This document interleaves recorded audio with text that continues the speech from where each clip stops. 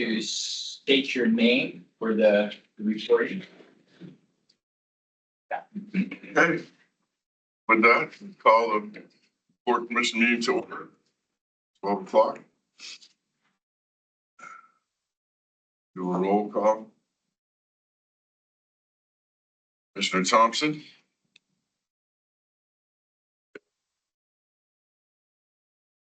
See him yet? Soon to be there.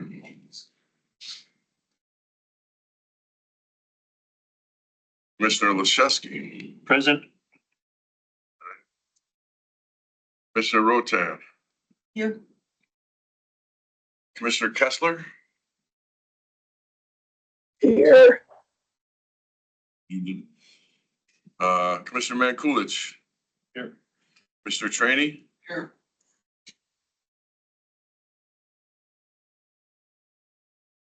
Can you turn that around? So I don't know your name yet. Commissioner Betts. Okay, nice to meet you. Here, nice to meet you. Yeah. So Scott Seltzer's out.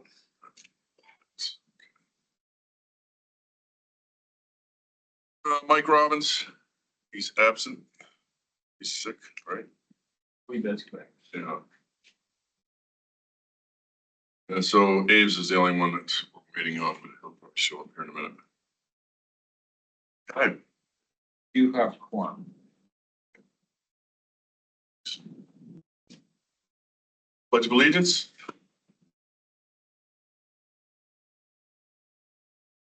Pledge of allegiance to the flag of the United States of America and to the republic for which it stands, one nation, under God, indivisible, with liberty and justice for all.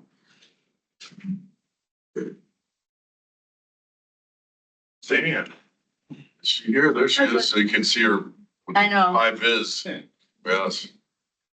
This is February, so I chose, the American Heart Association. They state that, cardiovascular disease or CVD is listed as the underlying cause of death, which is accounted for 941,652 deaths in the United States in 2022. Heart disease and strokes, it claims more lives in 2022 than all forms of cancer, chronic, lower respiratory disease combined. Some of the symptoms that we need for with the heart attack symptoms, it would be a chest discomfort. Most heart attacks involve discomfort in the center of the chest that lasts more than a few minutes. It can go away, come back. It feels like an uncomfortable pressure, squeezing, fullness, or pain. Then there is the discomfort in the other areas of the upper body, which could include pain or discomfort in the arms, the back, the neck, jaw, or stomach. There's also shortness of breath, and other signs could be cold sweat, nausea, lightheadedness. The symptoms for stroke are, try to remember FAST, F-A-S-T, which is your face drooping, arm weakness, speech difficulty, and time to call 911. So that's FAST. Some of the things that we can do to prevent heart disease or any cardiovascular disease is to try to at least get 2 hours of moderate exercise every week. Keep a balanced diet, low in fat and sugar. Plenty of fruits and vegetables. Reduce your stress. Do what you love. Spend quality time with your family or immersed in your favorite hobby, and get plenty of sleep. They recommend 7 hours of sleep every night. That's what I got for the safety topic. Right.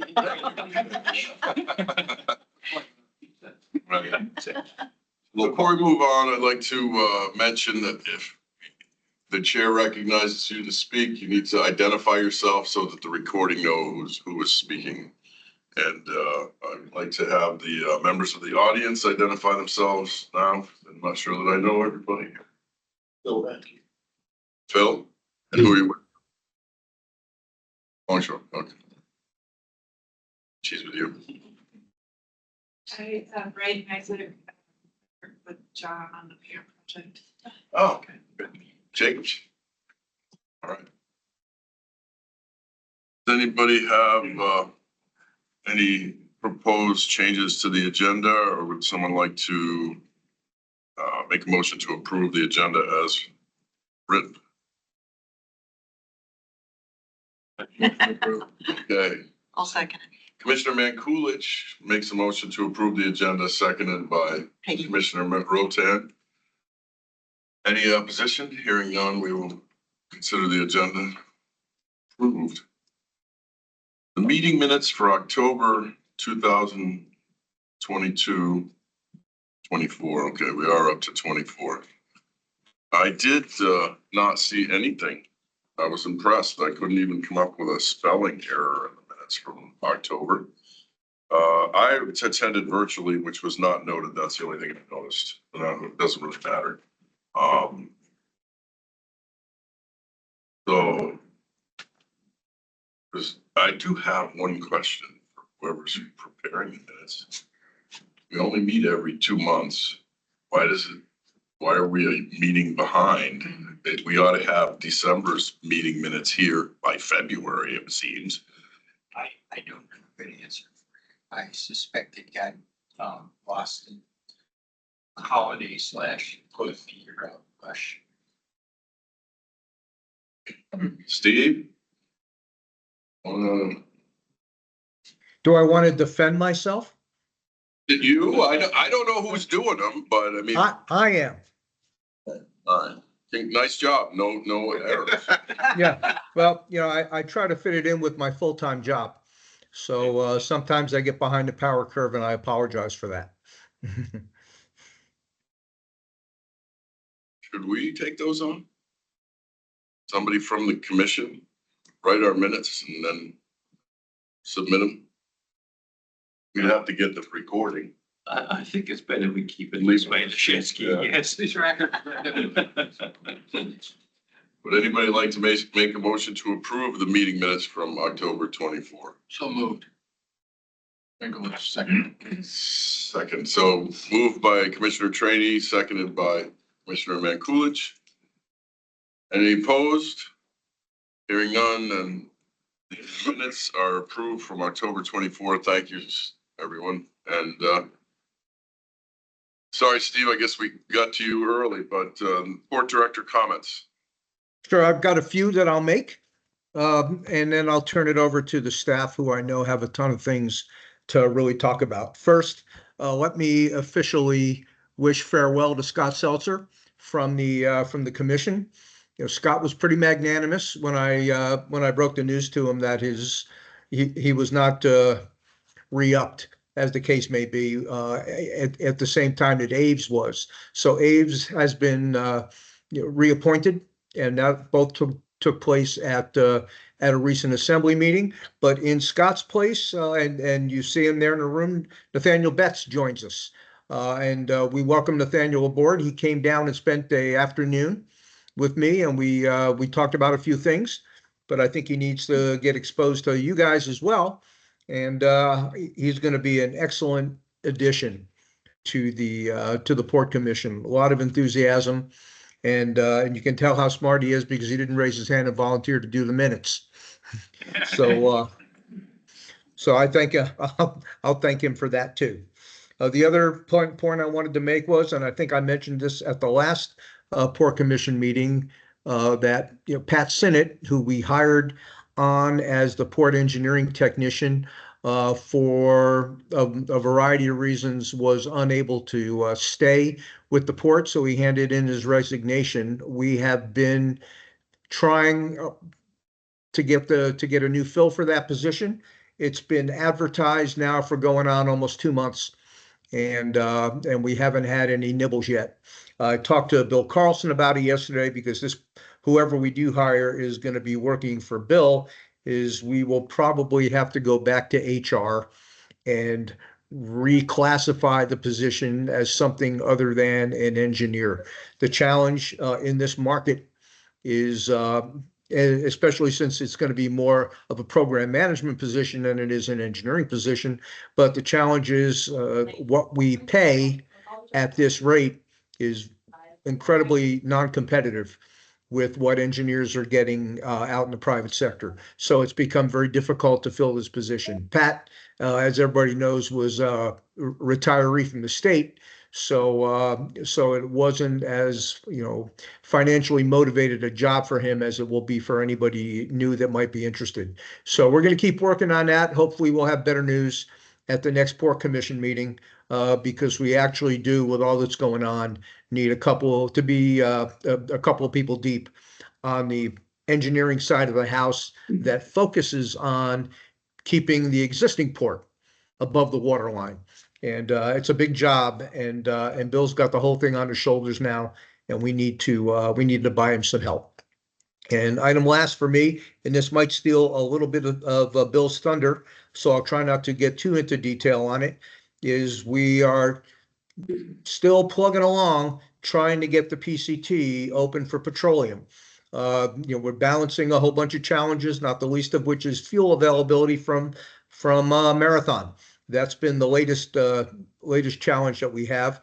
There's some details and there's some planets and stars that have to line up for fuel to be available from Nikiski and brought up here, and space in their transmix tank to be able to handle what it is we push out of it once we fill the lines.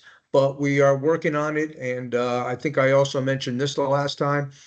We appreciate very much the fact that all the petroleum users have stepped up and are doing their part to make this go as quickly as it possibly can. So we're going to continue to plug away at that. You also might be aware that we had some issues with the PCT crane on the top of the hose tower.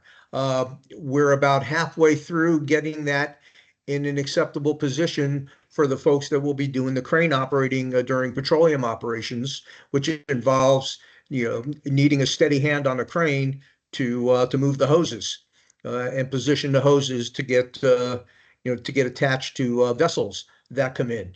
The gearbox has been replaced, so now the crane works as advertised, with the exception that it kind of moves too fast, and when you put a control in, it doesn't immediately respond. It waits a little bit, and then in the lateral moves, kind of swings a little faster than meets everybody's comfort level. And when that's the case, then you certainly don't want to hook a man basket up to it. You want a little bit more dexterity in the controls. And what we were told by the crane manufacturers was, the motor is probably too powerful, and we can drop down a motor size and slow the crane down to a point where it'll be acceptable. So we're working with the crane manufacturer now to get that smaller motor. And when it gets here, we'll put that in and give everybody who's going to be a crane operator the opportunity to try again and see if it meets their satisfaction on and their comfort level on being able to use it. So a lot going on. We've dug in. We're doing our best to get the PCT in operations, because as we all know, the wrecking ball can't swing on POL1 until we have a functioning petroleum operation at the PCT. And it is going to be, once we declare victory there, I might give serious thought to retiring. And subject to your questions, that's it for me. Anybody have a question for the port director? His comments? I hate to do it, but since you mentioned the man basket, Steve, what's happening with the gangway idea for PCT? Bill, were you going to cover the gangway? Okay, all right, fine. Nothing else for Steve? Wait, you're letting him off easy today. There's no timeline for. Yeah, that's a very good question, but I mean, that puts him on the spot, although he's not here, so we can, is there a timeline, Steve, when the stars might align? Because we're on, what is it, 4 years since the January it was supposed to open now? No, not 4 yet. Just over 2. The timeline is as soon as possible. This is something that I talk about with Bill, and we talk about with Marathon every single day.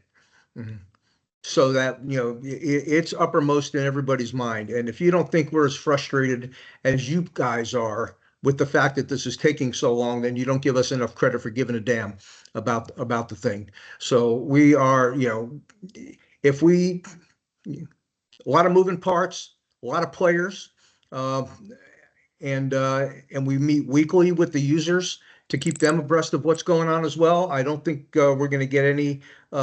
You're going to get a different answer depending on who you ask. But this is this is a situation that we've got to manage and we got to deal with it. And as I said, there's not a day goes by we're not talking about what's happening with all the pieces, parts that we need for the PCT. I was kind of hoping that the end of it with the crane was going to be when the gearbox was replaced. And then it just highlighted the fact that that the swing motor is too big. If all we were doing was hoses, it wouldn't be so bad. But because there's a requirement for it to also be able to move a man basket, we are where we are. So I can promise you, this is not an afterthought kind of issue that we're dealing with. And as I said, it's a time, it consumes a lot of time, and we're doing our best, with what we have control over. I appreciate that. But every time we hear that they're postponed, we're working on a dock that we've been told is going to fall into the water. So that's where my frustration is with it, right? Like, and I do appreciate all that you put into it. And that was Commissioner Mancoolidge who had asked the question. I see Vice Chair Thompson is on the line now. Hi, I'm Abe. here. I'm here. Can you hear me? We can hear you fine. Do you have tissues? Yeah, having laptop issues, but I'm on my mobile phone. So Okay, looking good. Thank you, Ames. And anything else for the Fort Director? How's the weather, Steve? 50 degrees and cloudy. It rained all last night, and somebody said, it may get icy this evening. I think they're doing their damnedest to envy or match Alaska weather. Because it's 40 here. Where is he? Yeah, Somewhere, but it must be North Florida. yeah. I packed all the wrong stuff. That's all I know. Right? You always do. Well, thanks, Steve. Yeah, I hope the weather changes for you, improves. So we move to staff reports, operations and maintenance. Ronnie. Ronnie Poole, Port Operations. Only thing I got to report is, prop wash has been continuing, for the vessels to come in safely. So we want to thank, Cook Inlet Tug and Barge for collaborating with, port maintenance on that. I'll let John talk about the demo work. Only thing I'm saying is be careful around the building. If you don't need to go over that way, please don't. It's a lot of things to be ran over, and we got barriers up, trucks, et cetera. The snow gave us a break this winter, so we've been busy keeping the port road safe by sanding and whatever needs the clients may have.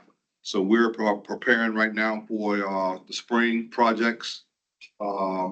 Working on with collaboration with the Air Force as far as getting their side of the fence fixed and trees removed from the fencing. Now the ground is supporting that, and we got nothing to stop the work from getting done. So they're helping us out on the east side. And as far as on the southeast side of the port, we're working as far as getting quotes as far as the repair for the security fencing. That's out of the port. So other than that, again, we got painting coming up for a building or so on the port here. And pretty much that's all I have from port operations and maintenance. Did you replace the tote fender? That was in the other minutes. So one of the things that came up. Oh, fenders. You just want Deteriorating Yokohama fender on the so tote. they got repaired. They got put in the water long. So it was repaired, not replaced? Sorry, replaced. Okay. Last summer. And then one of the other things that came up was contracting for lowering the PCT catwalk lights So I'm assuming That got done. that was just to turn them down so they would light up They more. actually had to lower the height. Had to bring them down. Correct. Wow. That was what get the ropes around it. I mean, some of the good stuff happened, Commissioner. We forgot to bring them all up, so we don't want to brag about ourselves. So we had to lower the chair a little bit. Well, I'm glad I had the minutes because I can't remember the stuff from October. Yes, sir. So, explain this to me again. So at low tide, when they give you the messenger rope, you run that messenger and we have to go around it every single. okay. Side. Right. They lowered them and now we can, it's not they were just. So you still don't have a messenger? The ships are giving you a messenger? We haven't done many tie-ups over there. I did the one over there just to do it and see what was going. And we ran into the longshoremen didn't mind all, which I have the manual, right? They can it's pretty simple, but I sent an email questioning who's doing the maintenance, when's the maintenance getting done, and if they're turned off and they're not supposed to be, right? There's a heater in that. There is a heater in there, yeah. And they've been turned off and we couldn't get it to turn on. So, Okay, and the messenger issue was something that's been going on with the cement ships, and I mentioned to the North Star guy, the stevedore boss, that they should be supplying a messenger, and if they don't have one, then the port should come up with one, because a lot of ships don't have them. What they were doing was, when they send the heaving line over, they were pulling on the heaving line to get the, that's not what it's for, it's to get the messenger. So you can then use the messenger to pull the mooring line, but they were breaking heaving lines, and it gets very frustrating. So whatever happened with that, Ronnie? Did the port get a messenger or North Star? We talked to North Star, and then the North Star was supposed to talk to, I believe it was you, sir. And all that was supposed to get worked out this summer. As far as I understood, it was already taken care of. So I'll get back with Vern, find out where it's at. Well, give him my number or give me his number. I'll be happy to talk to him about it because, it's not, that's a safety issue. You can't be hauling on that. The heaving line is, 3/8 half-inch line. And,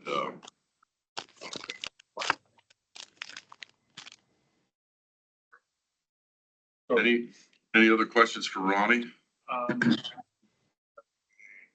Break room on the north end.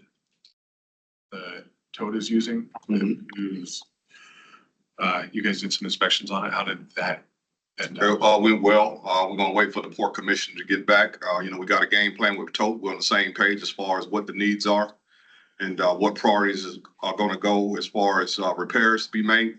Again, we met with Tote, myself, the maintenance foreman, and also Bill. We got a game plan moving forward to go ahead and start getting some things done.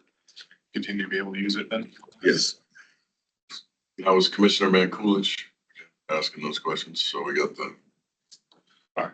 Well, we don't want to make it any tougher. It'll be 4 months till we get the minutes. We don't. That was rough. I know, but he's not here. I can get him. Somebody is not muted and they're a cough drop or something. It's really distracting. Any other questions for Ronnie before we move on to engineering? Hearing none. Bill? Hey, Commissioner, Bill Carlson, Port Engineer. Some details on the PCT progress.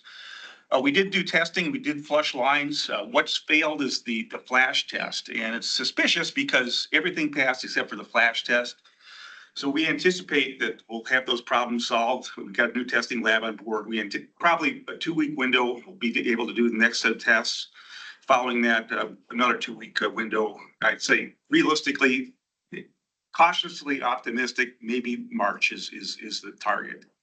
So you push the line with product. Correct. Diesel or jet? Jet. Jet.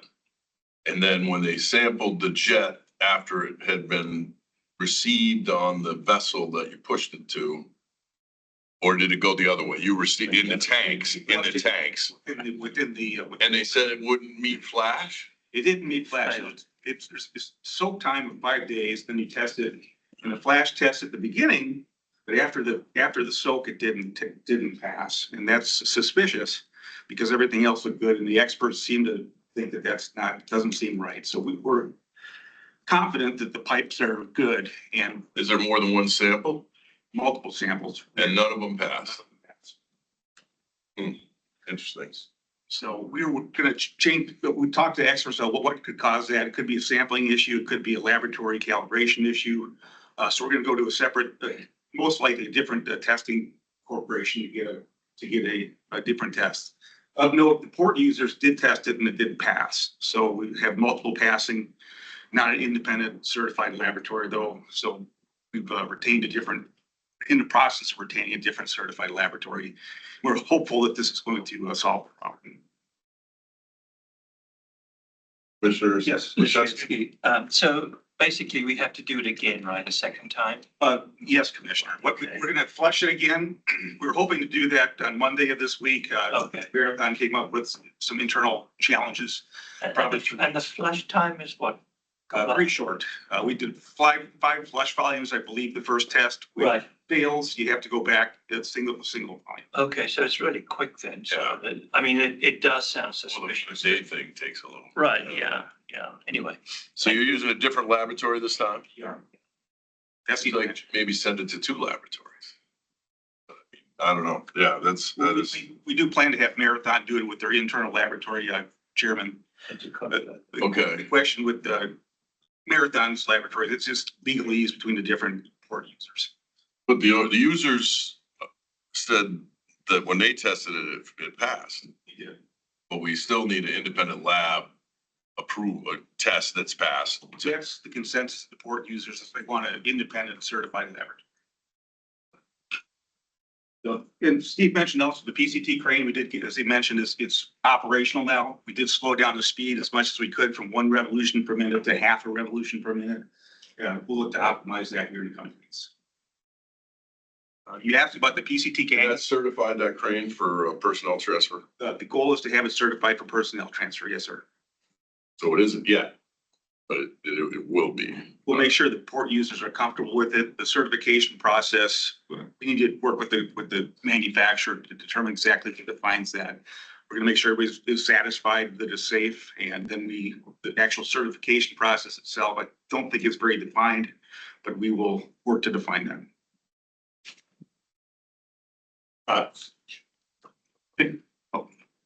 You asked about the PCT gangway, the status of that. When I first showed up, we put that out to bid. We received no responses. We looked at a couple different options. One was a custom design from a local engineering firm. The cost for that was going to be very expensive, but with John's help, we've identified some manufacturers in Washington State, which will make a much more economical certified design. So that's in progress, and you'll see an invitation to bid in the coming weeks for that. Other business going on, storm drain systems. We're going to be kicking off about $10 million worth of storm drain improvements for the excuse me, and the Matson yards this summer. So actually this afternoon, we're going through review comments. You'll see a lot of storm drain work this summer. Port maintenance complex, we're working with Sprung. We anticipate going for building permit early March, and our goal is to have it dry shell up for sand this October and to move the operations complex into that structure in 2026. And lastly, I'm working with John and Jim on track J planning. We're putting together a master plan. And that's what I have, subject to your question feedback. Master plan for what again? For track J, we have an electrical substation, which is going to go somewhere on the port, potentially batteries, potentially different uses for the sprung structure. Okay. The PCT having various issues, just, it's been more than 2 years. I don't know what Steve's talking about. Maybe time is an issue for me, but let me ask you this. Does it have impressed current system in operation? It does.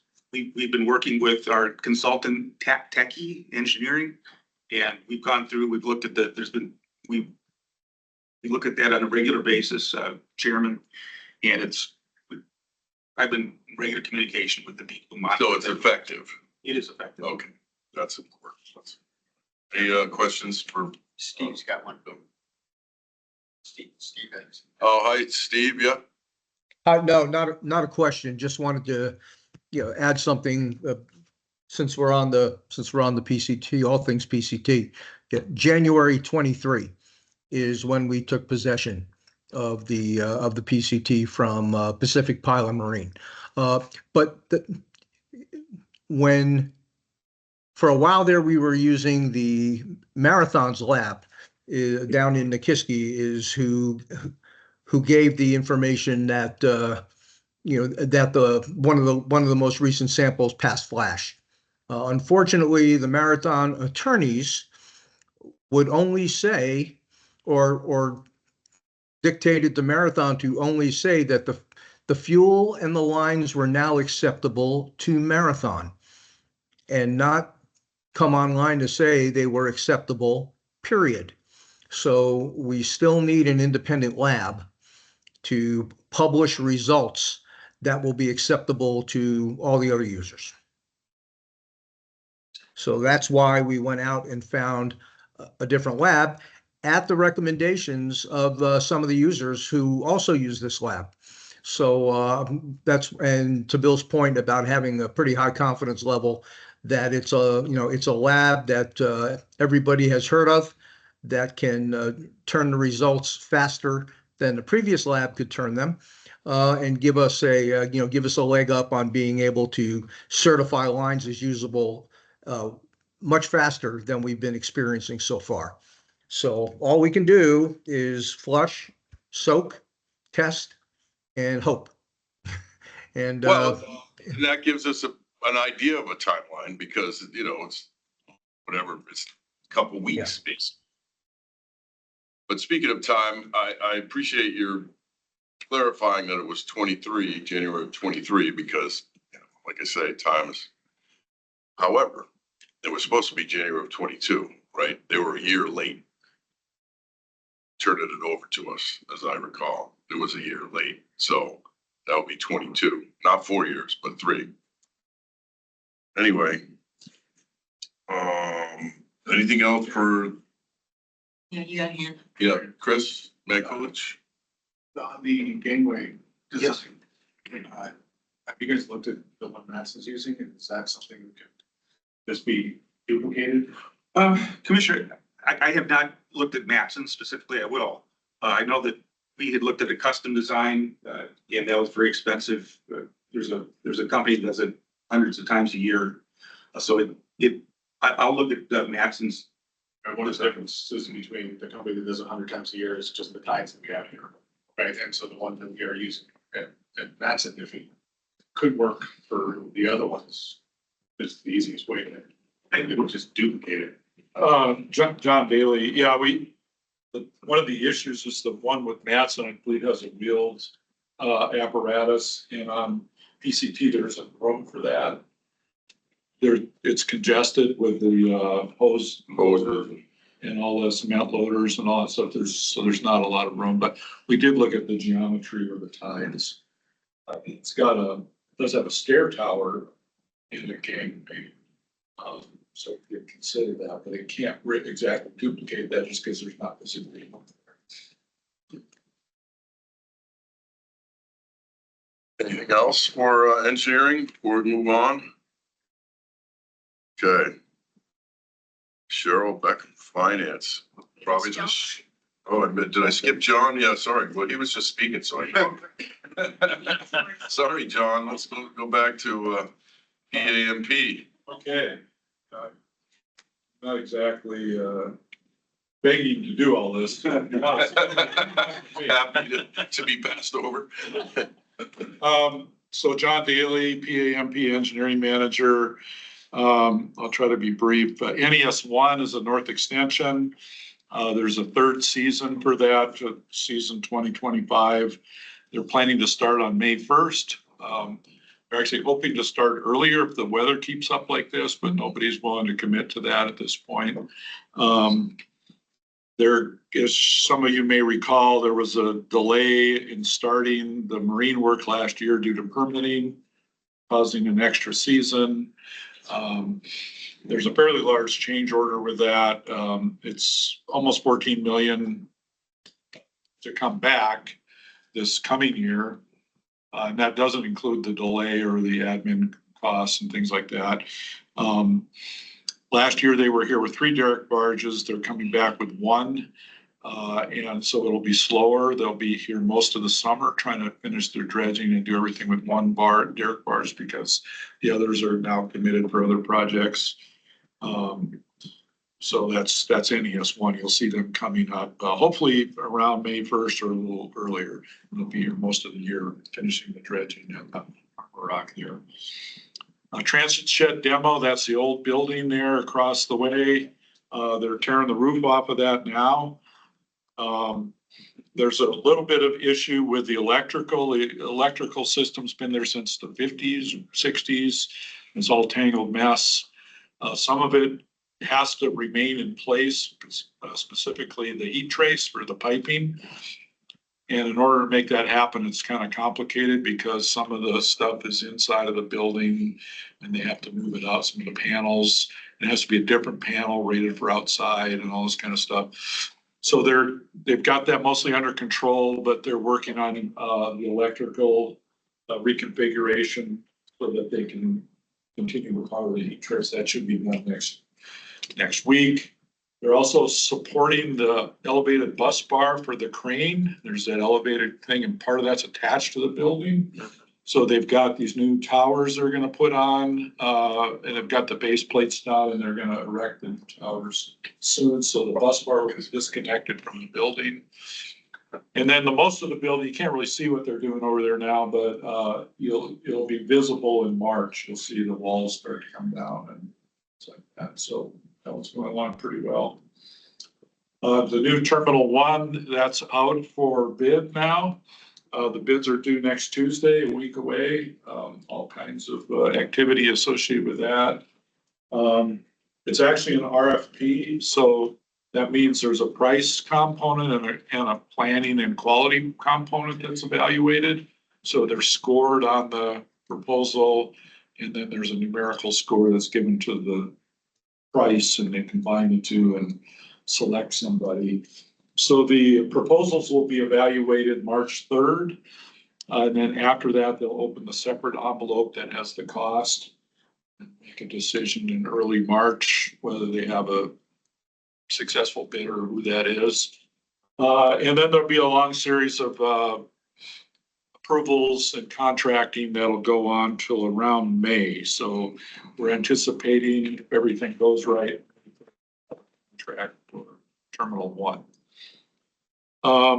We had pulled out the electrical substation as a separate standalone project. Originally, that was in the T1 contract, but we pulled it out. That's now out for RFP. And that the idea was that we would get a specialty contract. That's a design build project. We would get a specialty engineer and contractor could handle that would be more efficient than a marine contractor trying to do electrical work or sub it out. But anyways, the proposals are due March 28th for the electrical substation. And that's going along. And then Terminal 2, we're starting, we're going to put out an RFP for 35% design of Terminal 2. And that should be starting soon. That RFP will probably go out within the next couple of weeks. We would like to get to 35% so we have a reasonable set of plans. And then kind of put it on the shelf for a while until it's mature enough to finish the design. So that's my report, if you have any questions. Questions for John? Were you involved in, because this has been a while now as we determined, but the PCT, when they wrote the spec for, the design and the build, were you around then? Yeah. I was actually working on the other side. I was in the consulting world. I was working for R&M, who had a piece of that project, and I did some of the design. I didn't write the spec, but we did some of the design. I just wondering how the crane gets, purchased and installed for this build when we know it has to transfer personnel, and we're now trying to figure out how to certify it for that. That should be in the spec. I think it actually is. I think the crane is spec and they have a man basket for it. And I believe it's already spec for that. The main issue with the crane, to my knowledge, was there was a defect in the gearbox. And then there was an issue with the controls. There's a remote control that was far away from the antenna that didn't get a good signal. So it's really, I don't think it's a spec issue. I think it's a quality issue from the manufacturer of the crane. Who's been up here. They've been good. They were responsive, but I think that's the case. So it was provided. It's in the spec that it has to be certified for personnel transfer. It should never been accepted until they prove that it could transfer personnel. Yeah, they had a commissioning. So the reason I'm saying that is that was actually designed by somebody else. I didn't design that. Yeah, no, But I'm not trying to get out of it. no, I'm not asking you. I'm trying to figure out how the. So, but it came with a man basket. And it was spec to be used with that man basket sitting out there on the dock. So And then they did a it should be commission. certified then. It should, if it comes with it, it seems like, It should be. Bill, there should be some document somewhere. There was a commissioning, and there was commissioning documents we looked at. They were pretty basic, Yeah. I would say. So we're gonna work closely with the manufacturer, North Pacific Crane. We'll define what a certification is and we will execute that certification. This is near and dear to my heart because that's how I get on and off the ship, right? And it's gotta need to. So right now, where we're at is the operator still use on tape. And we're not sure. We had, Commissioner Mancush, we had discussions with the three operators from Republic, and they all three noted much improved when they've slowed it down from 1 RPM to half. But it used to be called jerky motion. Now it's called a surge is what we're defining it as when it starts going horizontal. The manufacturer assures us that when we get the smaller pump on there, that displaces less hydraulic fluid, that surge is going to become very minimal. And we're confident that we'll have Republic's. And are we paying for that motor or are they paying for that motor? We're waiting for a proposal. And I don't have an answer for that yet. That's an excellent question. Seems like they should be paying if it was supposed to be there to begin with, that it would be, part of the spec to accept. Okay, well, thanks for clarifying that. Yeah, Commissioner Trainee? Did they not try this out before they accepted it? Apparently not. They had a, Accepted, they should have tried it out the first time to see if it worked or not. John Daly, they had a commissioning that I wasn't part of that, but Bill referenced that. So part of the accepting of the PCT was there was a commissioning agent that went through that. And there's a piece of paper saying that they commissioned that crane. What was the tested it all. commissioning agent? It wasn't you, Bill. You weren't even here then. Yeah, Oh, but there is a paper that says they did. So they tried to do that, but they didn't do it to the, and you have to listen to the operators. I'm not blaming the operators. I would, if they say they're not gonna use it, they don't like it. Yeah. But there is paper that says they did what they're supposed to do. Students who actually did the demonstration. Well, we've been through like Manufacturer. 3 engineers since this started, more, and it's probably lost in. A number of the specs. This was not the only issue. Uh-huh. My personal favorite is the telephone, that we would have a telephone in the office and there was a telephone, it was accepted.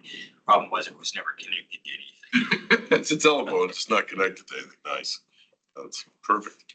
You got a cell phone, right? Okay, I think we beat the PCT up enough let's talk about money. Cheryl. Okay. All right, thank you. Cheryl Beckham, Port Finance. So we are right at the beginning of the year. We have, we will need to submit to the Assembly for approval an amendment to the revenue budget. Because we did the budget in August. So it's right at the end of the year, the PCT or the PAMP surcharge was enacted. So it almost is like a catch up. So we did it with our old rates. So Q1 budget revisions will allow us to accommodate the tariff, the PAMP surcharge. So we've been collecting it since January 1st. Steve and I are working on submitting the budget revision packet to OMB, which is due March the 3rd. So once we submit it, we'll bring it to you guys so you can see what it is, but it's a significant increase in the revenues for everyone, cargo, petroleum, and cement. So I'm working to be sure, like, we'll use last year's numbers, calculate the surcharge, assuming the revenue is, or the tonnage is flat. We'll just ask for the revenue to be adjusted to those amounts. So it'll be transparent, what we're expecting for the debt service, because that's what the PAMP surcharge is intended to cover. So that's why there's no financial report. That's why it's the most simple spreadsheet we've ever received. And I was thinking, wow, Well, so it's important though, it is. right? Because this is your No, tonnage, tonnage is up. right? Yeah. So that's what, when I was trying to put the report together, it was, in addition to all of the other issues we have with, not issues, but the changes that we'll have in revenue, it's the end of the year for the municipality. So we run till January 31st, still working on December. So they're trying to get caught up too. But I thought I would bring a piece of good news. I thought I was very happy to see the year over year trend for January. We're up highest ever. So we had a great year last year, and this year is starting out to be on that path as well, which is good for our debt service. I mean, the other thing that you'll see in the budget revision is this year's debt service, and just hang on to your hats, is $8.5 million that we have to pay. So that's a lot of money, considering when I started at the port. Million. Right, Yeah. considering when I started at the port, the entire budget was $9 million at the port. Yeah. So it's significant, this whole revenue bond, earning the revenue to pay the debt service. I mean, it's, it's something With the that's tariff real baseball. Surcharge is going to come significant. It will. And one of the things that we are looking at, the debt covenants require the rates to be set to recover 1.35%. So one of the things that everyone has to understand is that we'll have 8.5 million that we have to pay in debt service, but we actually have to recover 1.35% of 8.5 million. So that's nearly $12 million. So there's language in the ordinance that says the excess funds are designated for PAMP related items. It's a paragraph in the ordinance. So when everything gets ironed out on paper, I'll bring all that. So it's a clear path for you to see how we're gonna correlate all the increased revenue with the debt service and the debt covenants. Because it's not, it's not complicated. So, Oh, yeah. yeah. The additional money goes to next year's debt service, or it goes to next year? So it actually, you have to maintain your port equity to a level where the lenders will see you have that not spent. So you have to maintain your equity at 1.35% of your debt service. So they look to see, do you have 120 days of operations? Do you have 1.35% of your debt service? So a lot of those items, they're going to live in port equity. So what's going to happen to port equity is it's going to grow over the years. So there'll be a lot of money, and it's intentional to, if there's ever a catastrophic time where, the tonnage just say goes away, the lenders ensure that you have a little bit of cushion to be able to pay those to get through the catastrophe and return to business as usual. But 35% ever. it's, no, that's correct. And the ordinance, so it's in the ordinance. That's what I'll say. So the fund balance, port equity, those terms are the same, right? We'll always maintain that money to be used to support the PAMP. Let's just say we have no federal monies of any kind. We can't get any state money. We have to move forward with continuing to, replace the docks. So those are the decisions that, the PAMP strategies and the administration and the assemblies will make moving forward. We'll consider how much money is there, but we always have to maintain, we have a whole big debt covenant worksheet, it's called, and you have to you go down through and you say, well, at the end of the day, we have this, and at the end of the day, we might have an extra 10 million over the course of 5 years, but that's, and you have to show that this is what you have supporting towards debt service and, the revenue funds, because we owe $180 million. So, they want to be sure that we have appropriate protocols in place to set ourselves up to to be able to. And that's just for my clarification, because. Yeah. To pay the interest on that $118 million. 180. $180 million. So we'll have charge enough to pay the interest on the $180 million plus 35%. Or that's what the lender said they want us to recover. So when they look at our rates, that's what they would support. So, and it's pretty common what Ross, you remember Yeah. Ross, right? So, yeah, I'm just wondering, so there's an additional 35% on top there in there. What classifies as a catastrophic event when we have to spend that?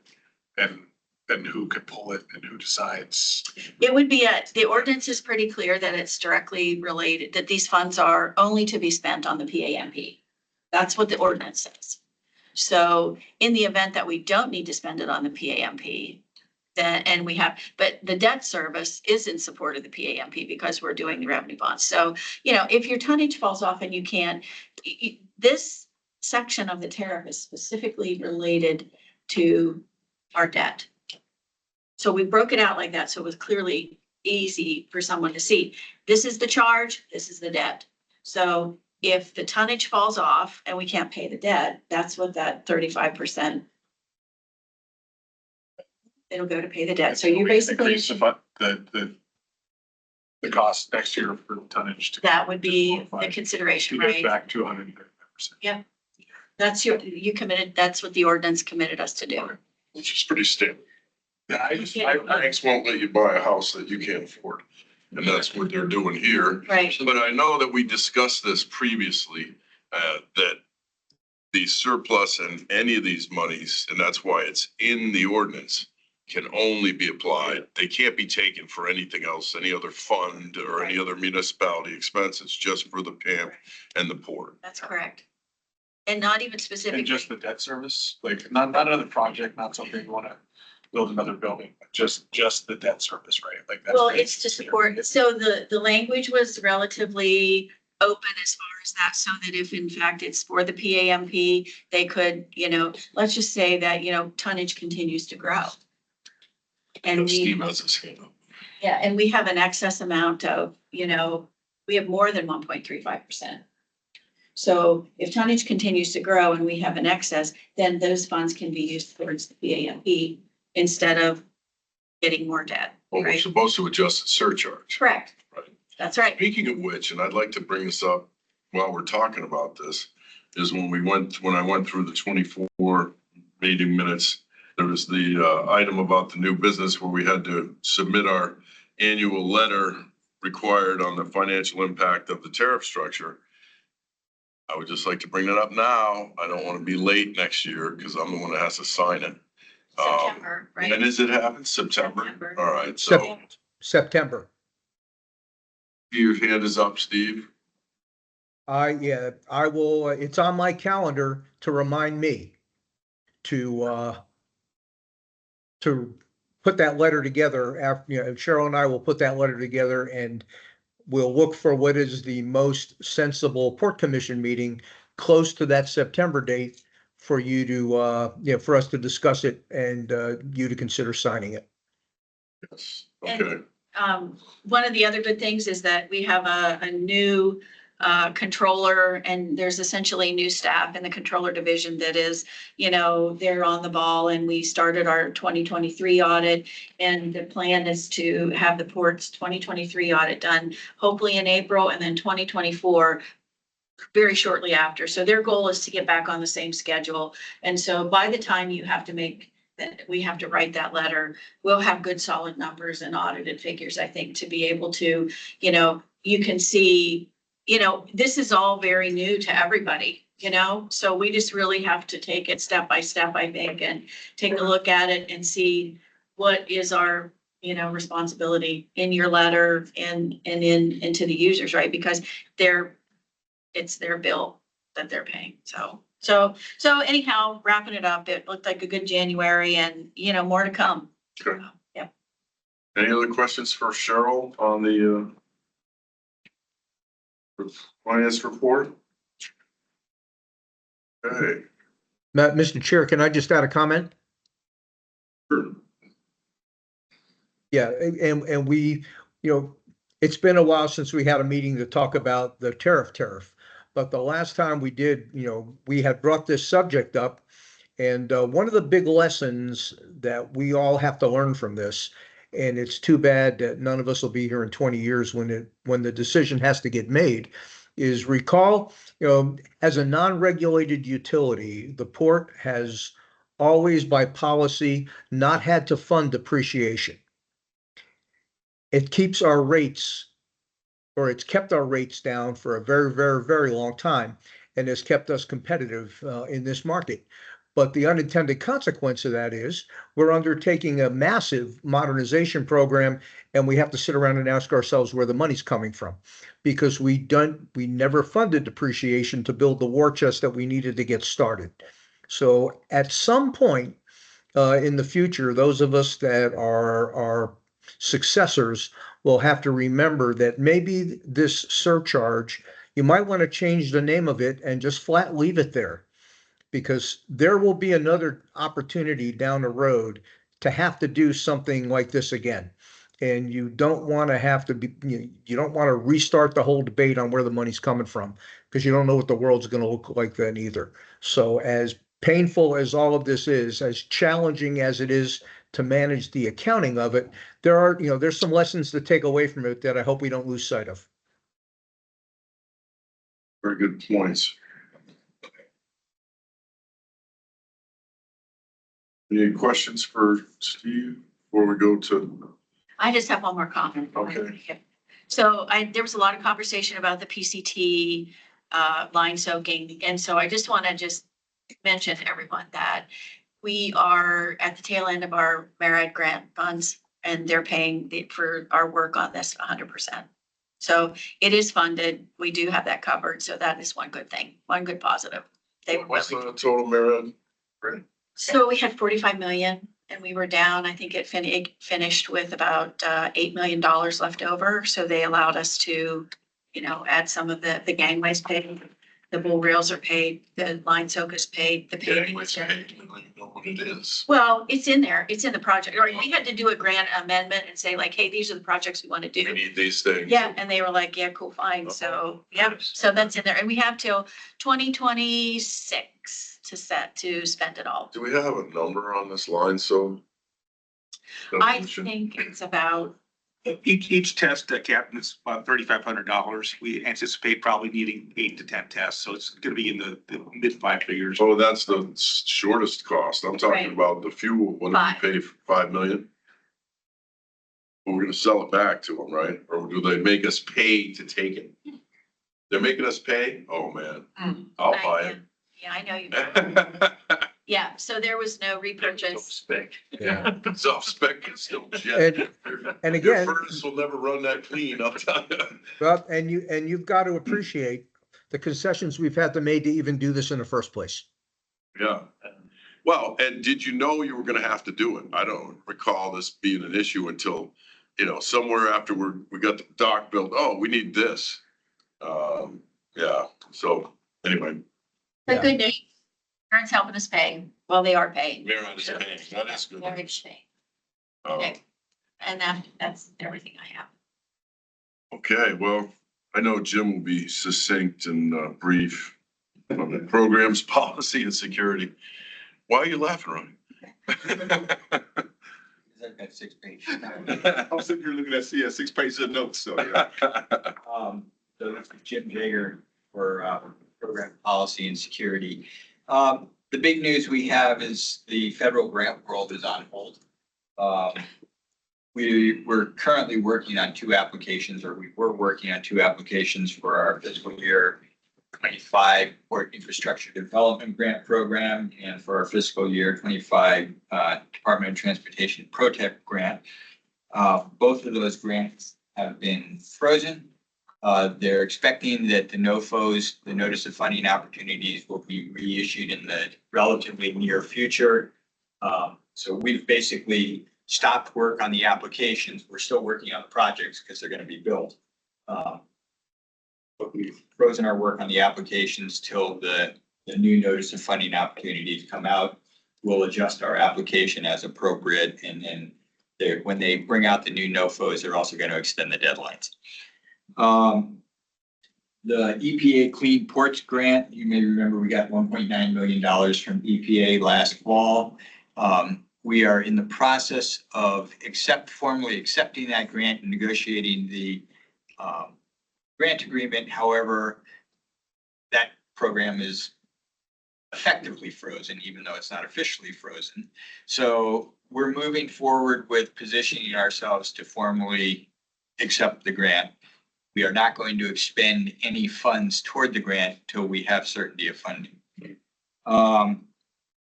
Port Security Grant Program, we would normally expect the notice of funding opportunity to come out right about now. And so far the silence is deafening. So we're in standby mode on that. Defense Community Infrastructure Program Grant, we would normally expect the notice of funding opportunity to be coming out sometime this month. Again, the silence is deafening. And congressionally delegated spending, the earmarks from Murkowski, they were actually due last week.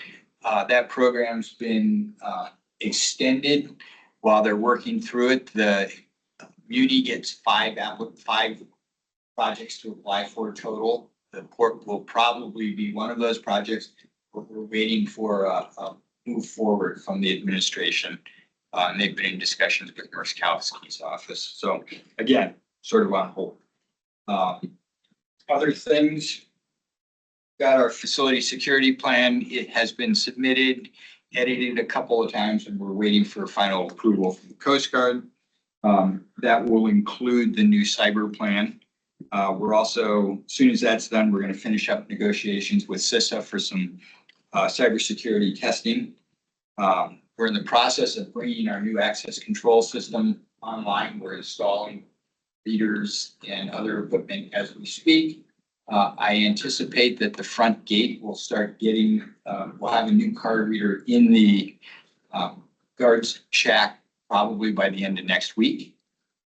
The vehicle scanners are on order probably 2 weeks from now. Those should be here and installed, we're hoping, so that will start smoothing out our front gate operation, and just in time for spring, when we don't have to worry about freezing security guards anymore, we'll have those scanners working again. We're aiming to have most of the project installed and functional by the end of March. What else? Microgrid project up on the hillside, or on the track J.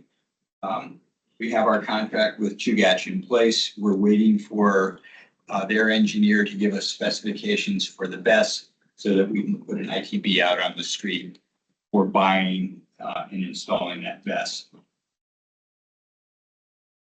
That's basically the bulk of it. That's a lot of information, but it's not 6 pages worth. What are you writing with a crayon or? So let me ask you this about the card reader situation. And thank you for putting in a TWIC station, and Which is fully functional now. yes, I went down and registered my TWIC. But when I come to the gate, I'm still showing them my Prox card. So when we get the new readers, is it going to read my TWIC, or do I need to have the Prox card? What is it going to be? You won't need, if you have a TWIC, you will not need a Prox card. Okay, so it will read my TWIC card, the reader. It'll read your TWIC card. It'll say, oh, this guy, Yep. we know who he is. He's okay. Or in your case, pretty prejudiced. Right. But no, so for most people, for instance, Longshore who have TWIC cards, they won't actually need a port access to the physical card. They just need the registration to be in the system so that their TWIC card will function as their port access card. If you're, for instance, a secretary at Matson where you don't have a TWIC card, you'll have a port access card. The point here is our wallets are about to get a little thinner. In the near term, for the next 3 or 4 weeks, you may have to have multiple cards. So you may need your old proxy card to get into some things. and your TWIC card or your port access card to get into other things. By the end of March, we should be down to one card.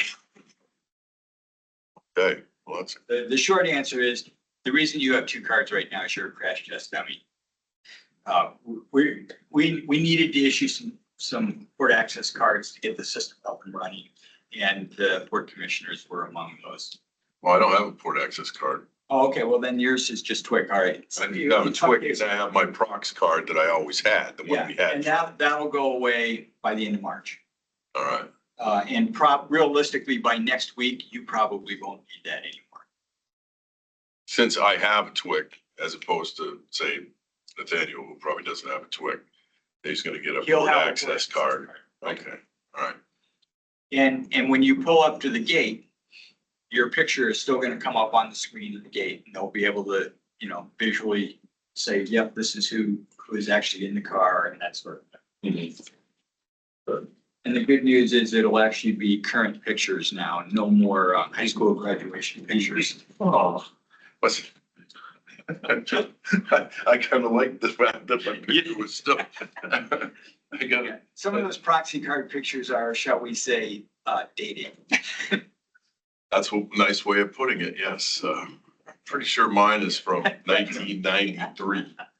So is, I took cards. You guys lock the door down yours. Am I gonna have access to that lock? If you had access to the lock We with still got your it. old proxy Oh, card, yeah. then you'll have access to the lock today. If you didn't, then you won't. Okay.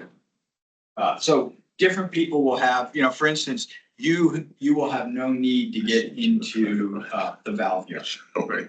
So your TWIC card won't open up They the don't valve have yard. issues. Bill, on the other hand, his TWIC card will open up the valve yard. So everything's gonna be interconnected like that down Yes. here. It's a key to wherever you have. To wherever you have access. We'll also track, who's gone in, who's gone out, that sort of thing. So don't give your card to somebody else. Then that is correct. Right. That's a while ago. Other questions for Jim? Question here, Nathaniel Betts. Forgive me for not knowing this. I've only made it back through the January recording, or not the January, the December recording so far. But I'm curious about the microgrid BEST project.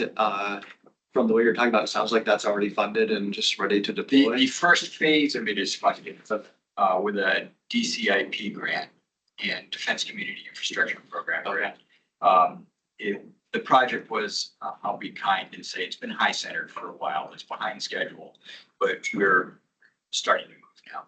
I anticipate that we will have the invitation to bid out and maybe even back before your next meeting.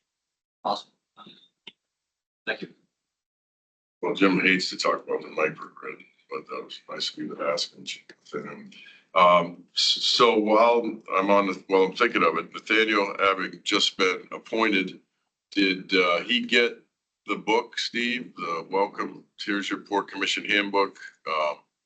I did. All right, okay. Thanks to Steve and the port leadership team for connecting me with my book. There you I go. was able to get some pleasure reading. I have, yeah. I've pretty much memorized it so far. I was able to get some pleasure reading in at the writer's block this weekend, and also have my access card. So thanks, Steve.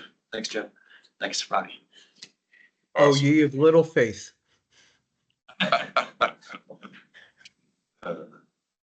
Okay, no old business? Nope. Correspondence addressed to the commission? No new business unless any of the commissioners have any new business or correspondence I'm not aware of. Did anybody sign up for public comment? Is there any members of the public online that would like to comment? Okay, that's good. That means we can move along. The port director's closing comments is next. If he has Yep, any. just one that I probably should have had in my opening comments. Apologies.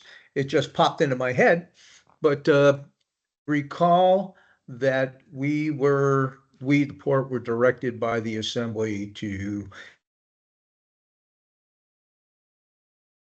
for 2 more years while they decide what the long-term management of it is going to be from the muni. Nobody wants to let it go. They're struggling with how to manage it, and they pinned the rose on the port to manage it for 2 more years. We are fast approaching springtime and having to reopen it for use this coming summer. So we did something that we kind of patting ourselves on the back for, is we actually put out an ITB for dredging the Ship Creek boat launch in enough time to get it approved by the assembly if that was necessary, so that when we actually got that first tranche of negative low tides and can get somebody out there and do it, we'd be able to do it and not miss that first opportunity. So we did put out that ITB. We did get 2 bids. The successful bidder, and what we changed up this year in the hopes of getting a lower cost, was we made it for 3 years. So hoping that the economies of scale that you can get when you give somebody a 3-year contract is better than for one. And Spurnack and Sons was the successful bidder, and their annual dredging cost was, wait for it, $56,000. That is the lowest number we've gotten in about 4 years. So they'll be and now they have the calendar and can look at when that first stretch of 4 to 5 days of negative low tides hits, which tends to be April-ish, that they can get in there and get that done. And as soon as tides and no more ice allows, we can put the floats in and get the place opened probably a lot sooner than we had it open this year. And next big step is going to be figuring out where the money's going to come from to do the bigger capital projects, bigger capital repair projects that are necessary. But kind of exciting that we got a pretty low cost for what the dredging is going to cost, because as you all know, we don't get any tax dollars down here. It's user fees that we collect, and this will be coming out of our budget, which the users expect us to use for the existing port, but have to sort of transfer over in the short run to keep the small boat launch open.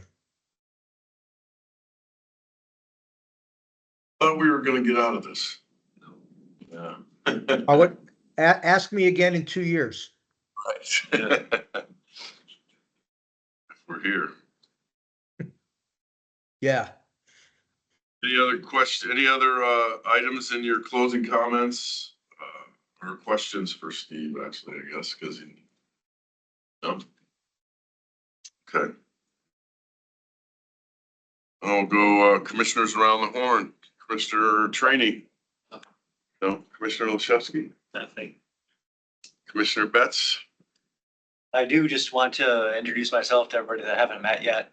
Really excited to be here. Nathaniel Betts, and I've lived in Alaska for most of my life. Anchorage for about the last 10 years. I work for Coastal Villages Region Fund Economic Development Group, focused on Western Alaska. We use fishing revenues from federally allocated quotas to create economic development programming for our 20 member communities. And yeah, thank you to the mayor's administration for the appointment. Thank you to the port team for the warm welcome. Really appreciate. I'm a learner. I love to absorb information. These will be probably the last words you hear from me for a little while, as I absorb as much as I can to be able to provide substantive commentary and questions. But I appreciate all the information I've gotten so far, and I'm really impressed with the port team's continuity and longevity in this space. And I'm really impressed with the port team's ability to get creative in finding money over the course of the last several years to really initiate this modernization project. I think in the public mind, it's the maritime sector in general is really out of sight, out of mind for people that don't really work in that space. I think in general, in the public mind across the country, it's really a common habit for us to just build it and forget it with infrastructure. And so when we have this dire need to have a modernized port, it's, recognized by the stakeholders, but it's so hard to actually make it happen. And I really commend the staff for getting that process moving. Thanks for your time and looking forward to getting to know everyone better. Thank you. Well said. Hey. Mr. Rotan? Mr. Mankulich? Just happy to be here. I guess by now, Steve will identify your voice on the, Sure. yeah. I'll sit next to you next time so I can kick you every time you don't say who it is. I don't say who I am because I'm running the meeting and nobody can. So you get a dispensation. Well, they can be actually anytime you recognize this through the chair, right? If we were actually going by Robert's rules. Let's see, Commissioner Thompson. You're unverified and you're muted.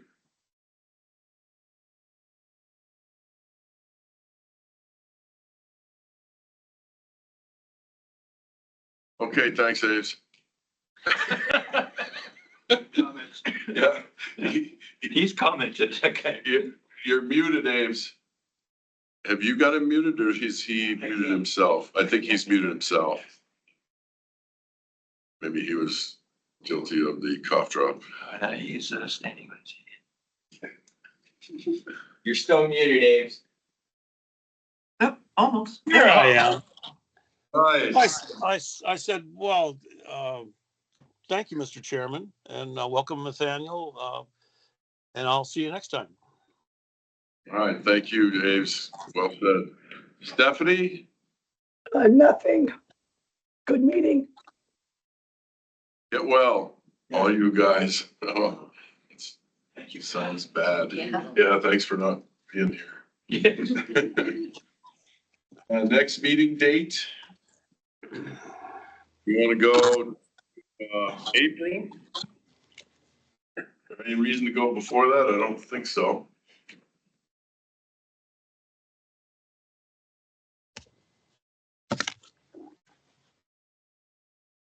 Yeah. Question first. We need to be, I'm concerned about the federal money coming in. Right now, we've been told it's on pause, but between now and then, it might be. It might open up. Really would be important to meet before that. I think so, so we figure out where the money's coming from. It's coming. Well, I don't know how much we have to do with where the money goes once it gets here. It's really not up to us. But I'm not gonna be available in March. That doesn't mean we can't have a meeting. All in or something, but